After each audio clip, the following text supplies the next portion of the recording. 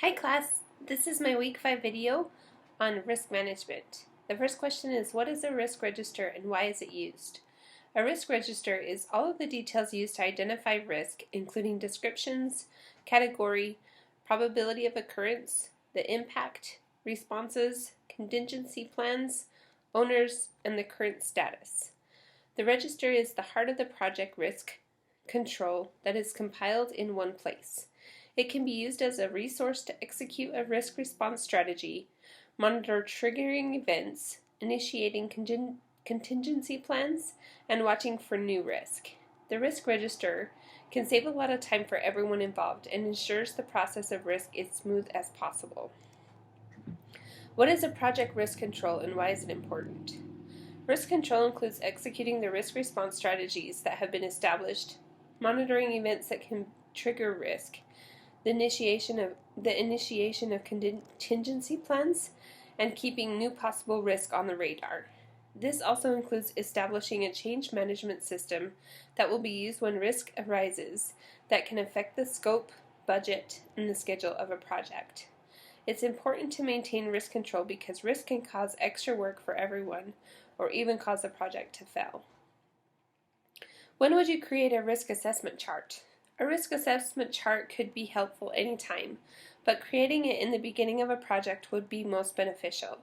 It should be created to determine what risks are present and to determine the level of importance that they will need. Some risks can be trivial and can be ignored. Other risks can pose a possible serious risk to the project. In creating a risk assessment chart, you can determine the probability of the risk and possible impact. The next question is, what is contained in a risk mitigation matrix? A risk mitigation matrix includes information that reduces the possibility that a risk will occur and reduces the impact that the risk could have on a project. This can be identifying the threat and opportunity, probability and impact, response strategy, contingency plan being identified, the outline steps of a plan of action to mitigate the risk. The next question is, what is a probability and impact matrix? This matrix is created to determine the probability of a risk occurring and the impact that it would have on the project. Example of this could be labeling the risk as no risk, unlikely, likely, or very likely. The impact could be labeled as trivial, moderate, or extreme. When the risk is compared in the matrix, it could be given a low, medium, and high label. And this can determine the need for action, if it needs immediate action or not.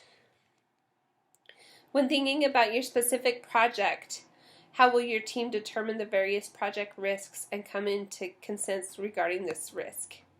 In our project, we'll be using these skills we've learned in this discussion today and create a risk mitigation matrix to identify what possible risks we foresee in our project.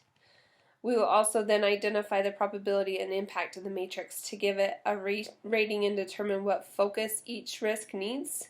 And we will also use communication management in structuring, planning, implementing actions, and monitoring the risks. Thank you so much. Bye.